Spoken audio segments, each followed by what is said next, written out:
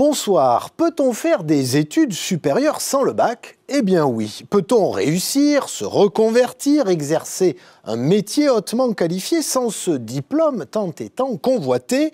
Quelles sont les passerelles et les dispositifs mis en place? On en débat ce soir dans votre 18h30 avec mes invités. On débute avec vous.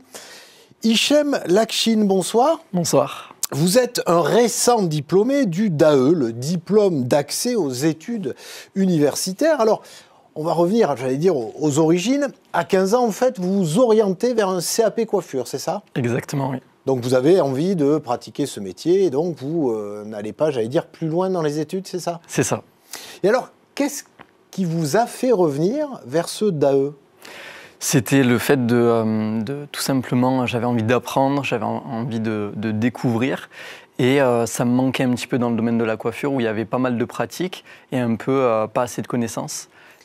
Et alors, donc, vous avez concrètement repris vos études, c'est ça? Exactement. Ça s'est passé comment? C'était des cours du soir? C'est ça, c'était des cours du soir de 18h à 20h sur une année universitaire et puis les examens à la fin de l'année. Et vous travaillez en parallèle de ces études?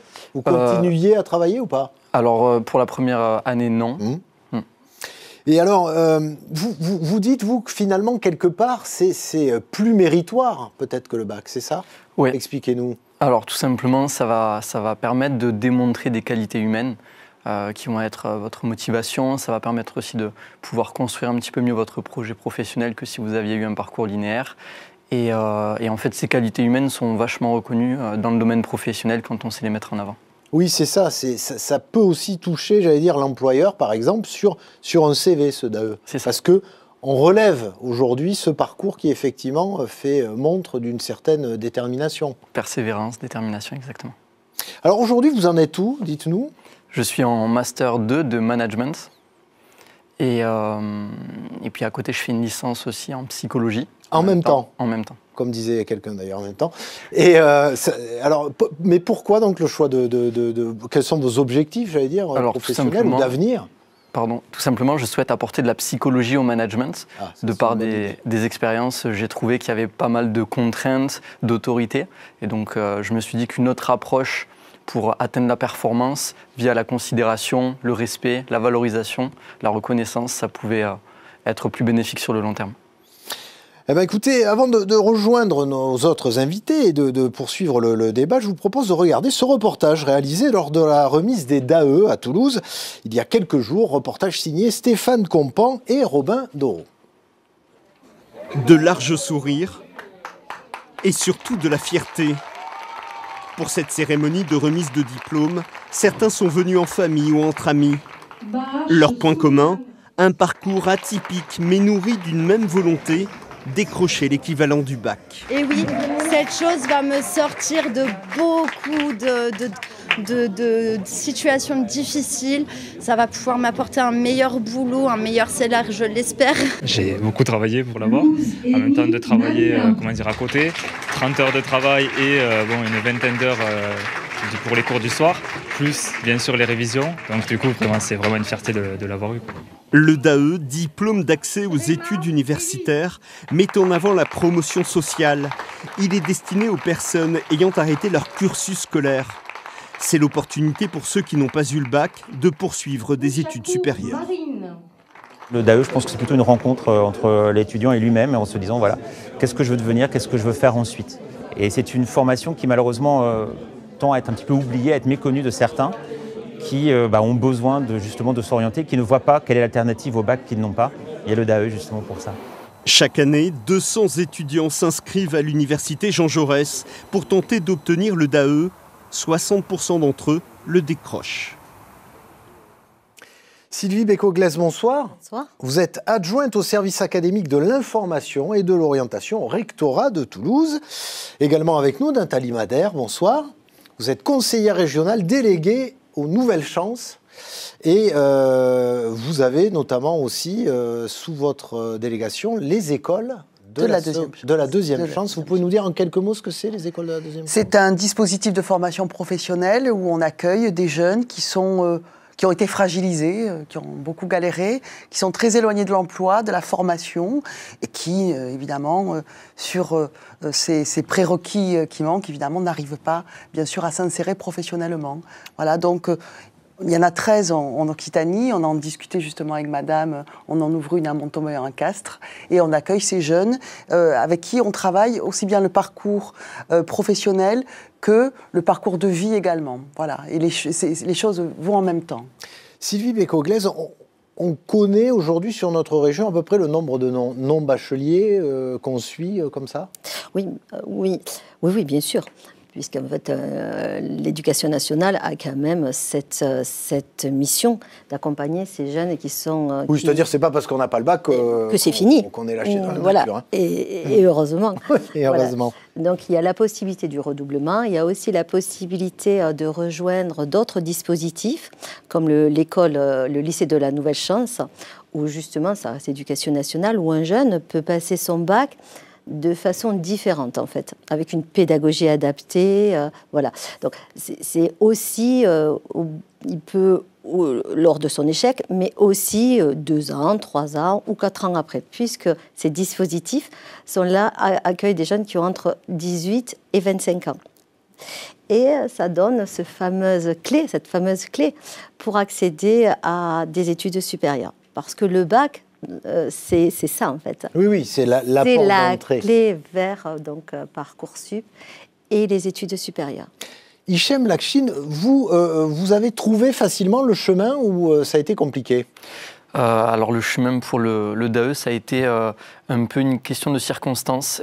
J'avais fini donc mes études dans le domaine de la coiffure et j'ai recroisé un ami d'enfance qui justement s'inscrivait au DAE de septembre, donc c'était en août. Et il m'en a parlé, je cherchais moi de mon côté la possibilité de passer justement un équivalent. Et en fait, on s'est rencontrés, il m'a parlé de ça et on s'est inscrits ensemble.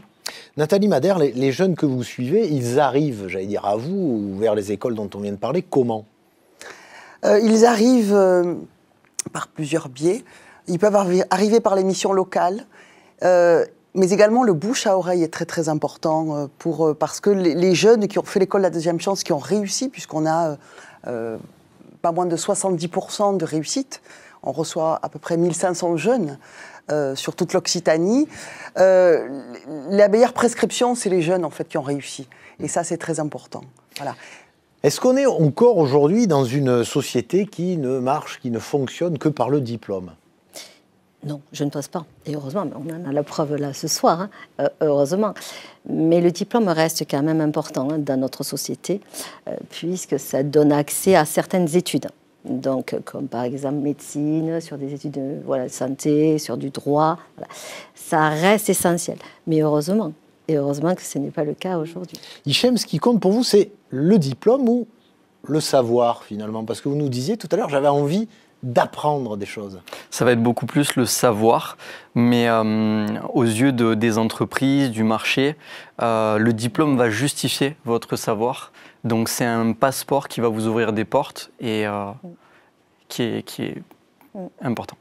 Elle passe par le diplôme aussi, la clé? J'ai envie de vous dire, alors évidemment, là, votre plateau vient à point nommé, puisque des milliers de familles se sont jetées sur Parcoursup. C'est aussi pour ça qu'on a fait. Courage à vous. Je sais ce que c'est.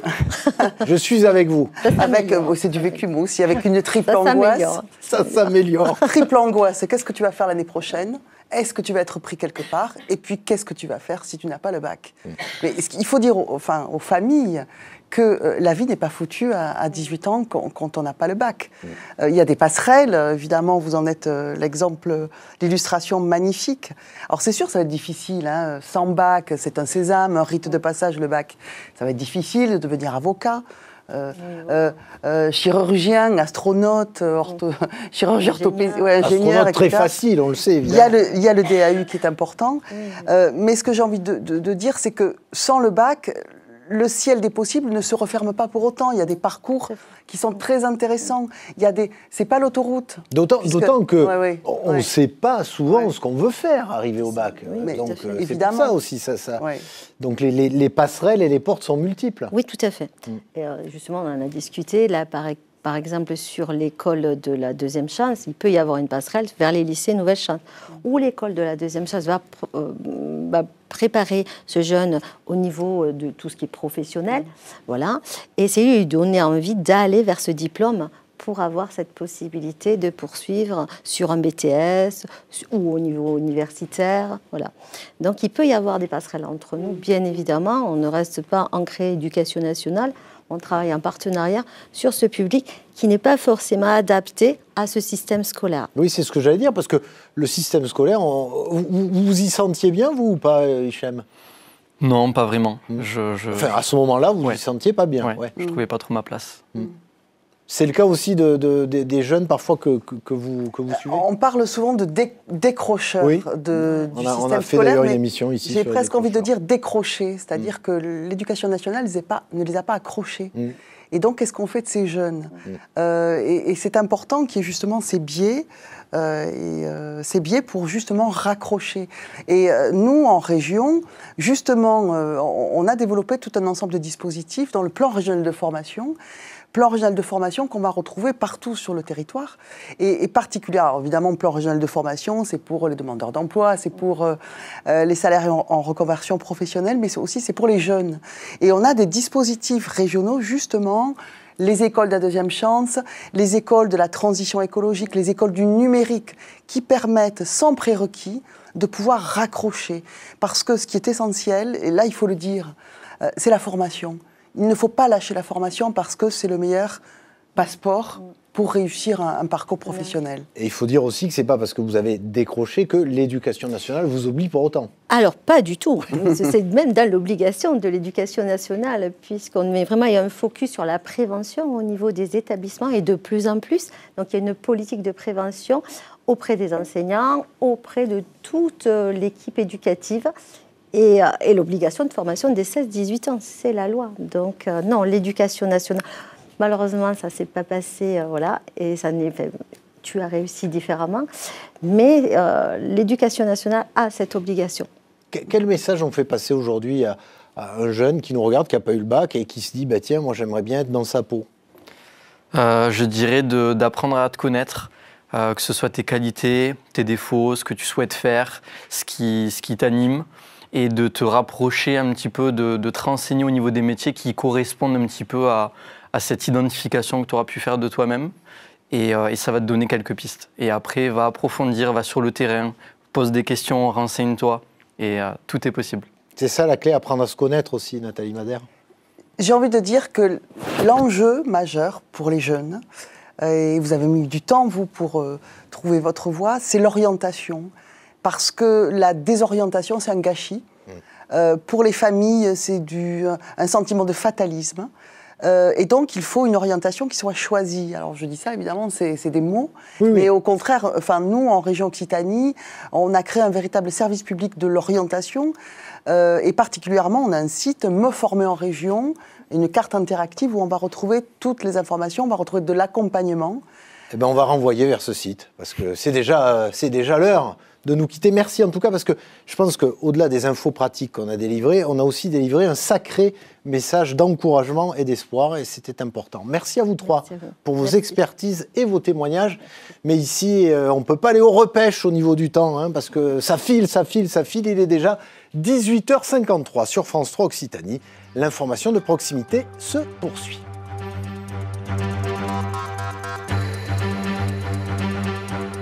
Le temps d'arriver jusqu'au canapé aujourd'hui. Alors réussir sans le bac, c'est possible. On continue à en discuter avec vous. Laure Perche, bonsoir. Bonsoir. Vous êtes coach et spécialiste en orientation. Vous en voyez beaucoup, vous, des jeunes ou moins jeunes qui n'ont pas eu leur bac? Alors je vois des jeunes qui n'ont pas eu leur bac parce qu'ils n'ont pas encore l'âge de l'avoir eu, ou qui ne l'ont pas eu. Bonne raison de ne pas l'avoir. Voilà. Ou parce qu'ils l'ont raté, ou parce que j'accompagne également des adultes qui viennent me voir parce qu'ils veulent changer de métier, parce qu'ils veulent reprendre des études ou attaquer des études supérieures pour lesquelles, effectivement, il faut avoir un bac. Le diplôme, on en parlait tout à l'heure, ça reste quand même un marqueur social pour aller chercher justement la formation ou l'emploi dont on a envie. Alors effectivement, je pense qu'en fait, en France particulièrement, parce que ce n'est pas le cas dans les pays anglo-saxons, avoir un diplôme, ça reste un sésame pour trouver un emploi, comme le disait Hichem tout à l'heure. Pour autant, le bac n'est pas une fin en soi. Le bac n'est qu'un passeport pour accéder aux études supérieures. Mais encore faut-il avoir décidé de ce que l'on veut faire plus tard. C'est ça, donc et les études supérieures ne sont pas une obligation. Et trouver sa voie. Oui, les études supérieures ne sont pas une obligation. Non, ce qui compte, c'est de savoir quel métier on veut faire, dans quel domaine on a envie de travailler. Ensuite, effectivement, on réfléchit aux études qu'il faut faire pour y arriver. Et moi, j'aimerais qu'on arrête de parler du bac comme si c'était une obligation d'avoir le bac. Non, on peut aussi très bien réussir sa vie et s'épanouir professionnellement sans avoir le bac, mais en France, une fois de plus, en ayant un diplôme adapté au marché de l'emploi. Alors après, évidemment, les élèves de terminale, interprétez bien ce qu'on est en train de vous dire. Alors, Laurent Dubois, bonsoir. Bonsoir. La preuve, justement, parce que dans la région, on a quelques belles histoires de remontada, j'allais dire, de personnes qui n'avaient pas eu le bac. Il y a une vie sans le bac, la preuve en musique. Pauvre Martin, pauvre misère, creuse la terre, creuse le temps. La chanson Pauvre Martin est tombée aux Français du bac. Des étudiants, des candidats ont dû plancher dessus et pourtant, Georges Brassens s'est arrêté au collège. Le poète, né à Sète, a toujours préféré les bagarres et les bains de mer à l'école. Cela ne l'a pas empêché de devenir un monument de la culture nationale. Dans sa jeunesse, d'ailleurs, Georges Brassens a croisé la police en raison de mauvaises fréquentations. Eh bien, empêtre un grand flic sans diplôme.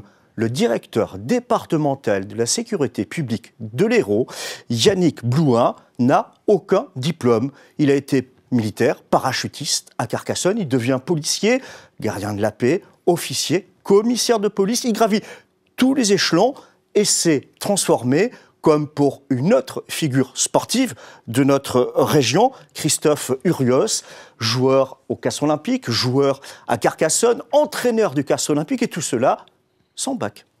Merci Laurent. C'est, on l'a dit, aussi une question de confiance en soi, quelque part.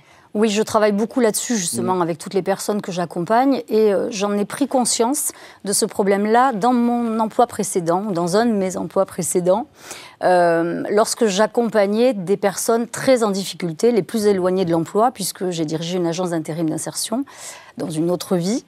Et c'est à ce moment-là que je me suis rendu compte qu'effectivement, le nerf de la guerre, c'était avoir confiance en soi et être formé. Quoi qu'il arrive, être formé et continuer de se former tout au long de sa vie. Oui, parce que c'est ça qui change dans notre société actuelle aussi. On dit le bac, ok, on dit telle ou telle orientation, mais on peut aussi changer de direction. Mais absolument. J'en suis à mon 8e métier. Y compris très jeune, oui. Donc j'en suis la preuve vivante. Voilà. Et heureusement, on ne s'engage pas pour toute la vie dans la même voie. Heureusement, on a le droit de changer d'avis et finalement d'avoir commencé par de la coiffure et vouloir faire du management et avec une bonne dose de psychologie. Donc, c'est génial. J'ai également accompagné des adultes en reconversion professionnelle, dans les métiers notamment de l'hôtellerie, de la restauration et des métiers de bouche, qui venaient me voir, au sein de l'Éducation nationale d'ailleurs, qui venaient avec ce désir chevillé au corps de faire enfin le métier dont ils rêvaient. Mais pour faire un bon pâtissier, que faut-il faire pour commencer? Un CAP pâtisserie, avant toute chose. Et alors après, on l'a dit aussi dans le débat, c'est les rencontres et savoir à qui s'adresser, parce que ça, c'est pas toujours évident. Je crois que c'est la raison pour laquelle je reçois autant de monde, c'est parce qu'effectivement, parmi ce dédale, je dirais, d'informations finalement et d'offres qui existent, en réalité, trop d'infos tue l'info, on le sait bien, et donc les gens ne savent pas forcément à qui s'adresser. Donc, je crois que le fait d'aller voir quelqu'un comme moi, c'est de les aider justement à trouver où est la bonne information et à s'adresser aux bonnes personnes. Et donc, à savoir qu'effectivement, on peut aller à l'université pour faire une équivalence du bac, qu'il y a d'autres diplômes qui existent aussi qui permettent d'avoir une équivalence de bac, et qu'à tout âge, on peut d'ailleurs repasser le bac quand c'est nécessaire. Ah oui, mais une fois de plus, ce n'est pas forcément nécessaire, tout dépend de ce que l'on veut faire derrière. Merci à vous, Laure Perche, coach et spécialiste de l'orientation. Merci à l'ensemble de nos invités qui nous ont ce soir guidés justement sur ce chemin. Il y a une vie après le bac, il y a une vie sans le bac, n'est-ce pas Laurent ? Et certaines routes peuvent bifurquer, changer. Voilà. Demain, justement, tiens, on s'intéresse à la gestion de nos routes. Certaines nationales et même un tronçon d'autoroute ont été délégués au département et à la région. Qu'est-ce que ça peut changer ? On en débat ce soir. D'ici là, vos éditions régionales.